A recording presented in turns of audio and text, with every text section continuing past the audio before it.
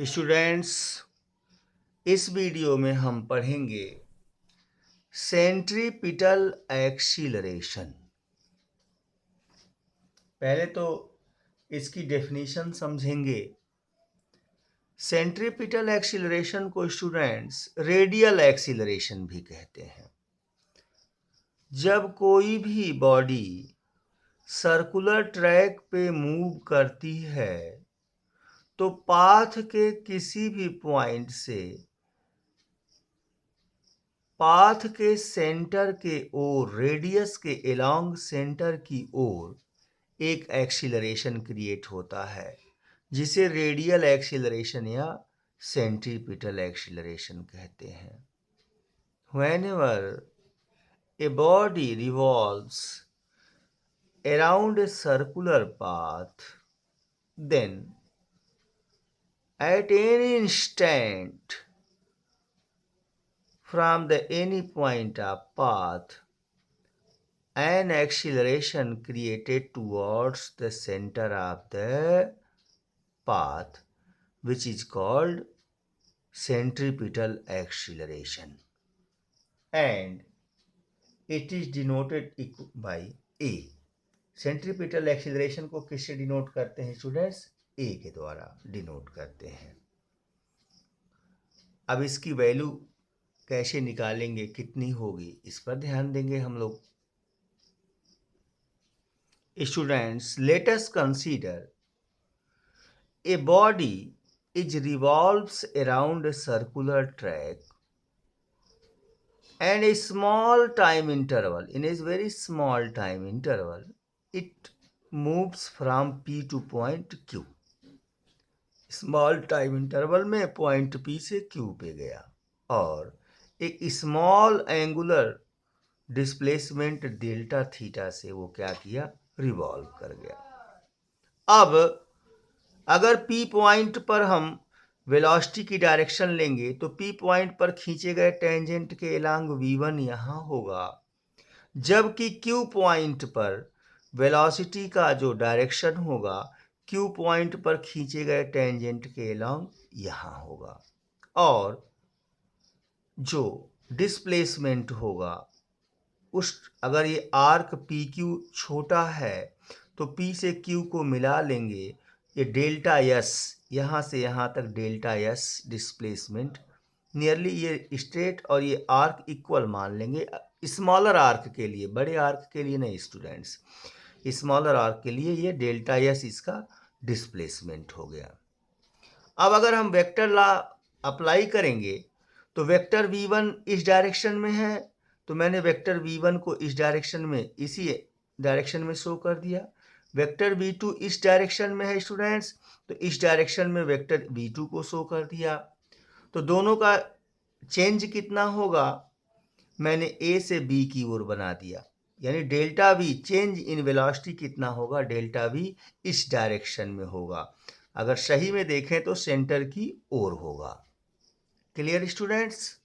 अब जितनी बात आपने फिगर में बनाया और जितनी बातें मैंने बोला यही इसका लैंग्वेज हो जाएगा जिसे आप लिख लेंगे।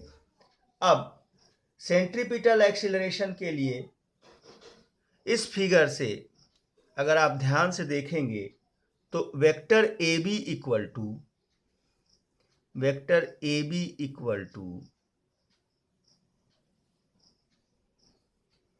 वेक्टर सी बी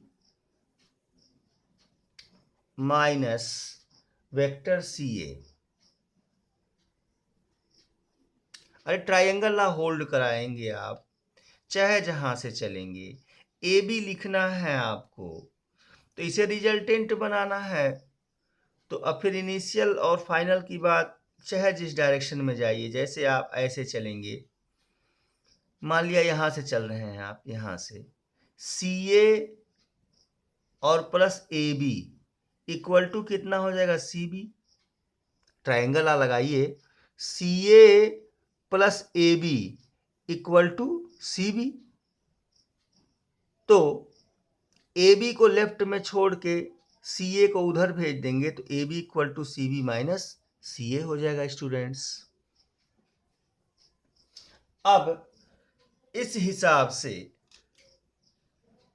ये A B vector delta V है, delta V equal to C B V2 है minus V1। Change in velocity आपने निकाल लिया इस वेक्टर अरेंजमेंट के अनुसार। अब स्टूडेंट्स, अगर मैं इस ट्रायंगल और इस ट्रायंगल की बात करूं तो दोनों ट्रायंगल्स में ये एंगल सेम है डेल्टा थीटा, ये डायरेक्शन आपने सेम चुना है तो सारे एंगल इक्वल हो जाएंगे, जिसके नाते ये दोनों triangle O P Q and C A B ये कैसे ट्रायंगल हो जाएंगे, सिमिलर हो जाएंगे। Now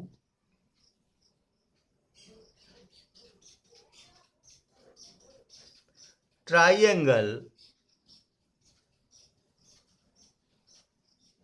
PQO and triangle ABC are similar। दोनों सिमिलर हैं और सिमिलर ट्रायंगल्स की प्रॉपर्टी आप लोगों ने पढ़ा है। किन्हीं दो सिमिलर ट्रायंगल्स में क्लास 10th लेवल में मैथमेटिक्स में ट्रायंगल चैप्टर में आपने पढ़ा है, किन्हीं दो सिमिलर ट्रायंगल्स में करेस्पॉन्डिंग साइड्स का जो रेशियो होता है वो इक्वल होता है। यानी इस ट्रायंगल और इस ट्रायंगल में अगर हम करेस्पॉन्डिंग साइड का रेशियो निकालेंगे तो P Q upon O P, P Q upon O P is equal to A B upon A C हो जाएगा। Students,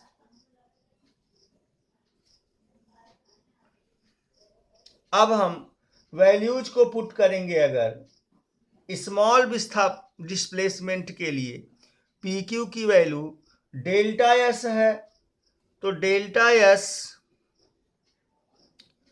upon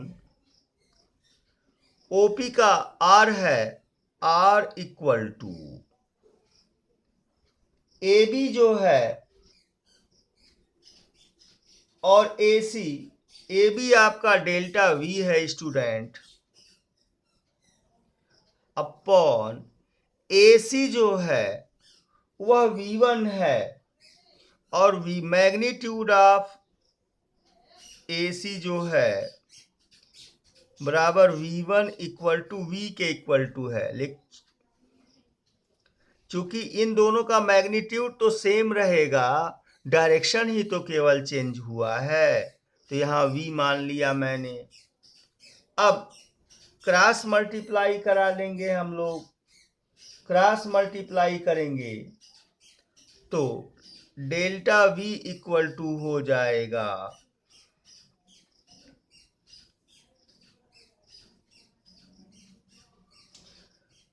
V upon R into delta yes हो जाएगा। अब दोनों तरफ डेल्टा टी से डिवाइड करने पर डिवाइडिंग बाई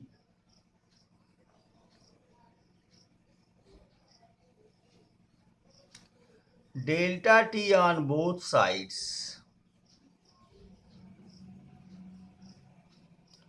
वी गेट, क्या फाइंड होगा students, delta we upon delta T equal to V upon R delta S upon delta T। Student, अब हम यहाँ लिमिटिंग वैल्यू लगाएंगे।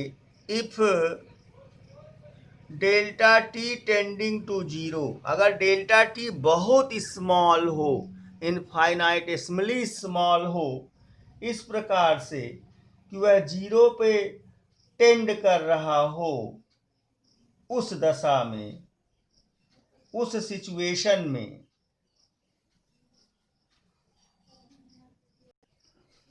उस दशा में limit delta T tending to 0, delta we upon delta T equal two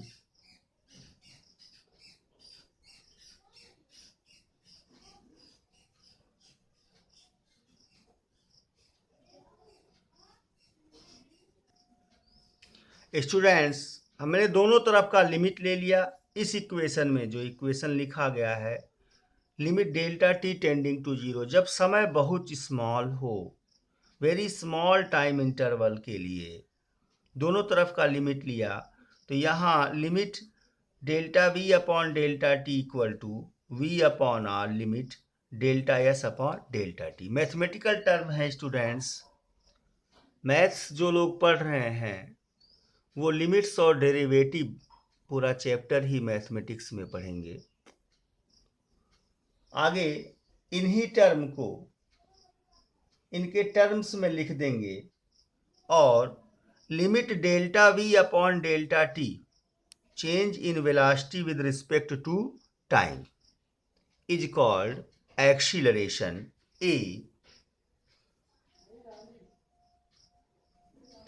equal to we upon r,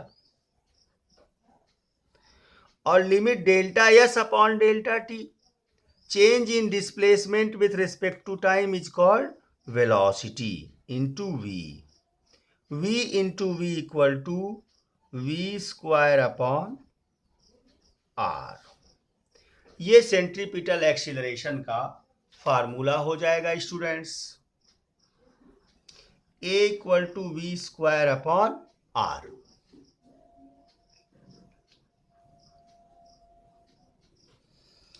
students, यहाँ जो limiting value दी गई है एक स्मॉल टाइम इंटरवल को रिप्रेजेंट करने के लिए दिया गया है। स्मॉल टाइम इंटरवल में change in velocity upon change in time is called acceleration and change in displacement with respect to change in time is called velocity. इसलिए इसकी जगह पे ए लिख दिया गया है, इसकी जगह पे वी लिख दिया गया है। तो सेंट्रीपिटल एक्सीलरेशन का फार्मूला आपने क्या पढ़ा, a equal to v square upon r. Clear students?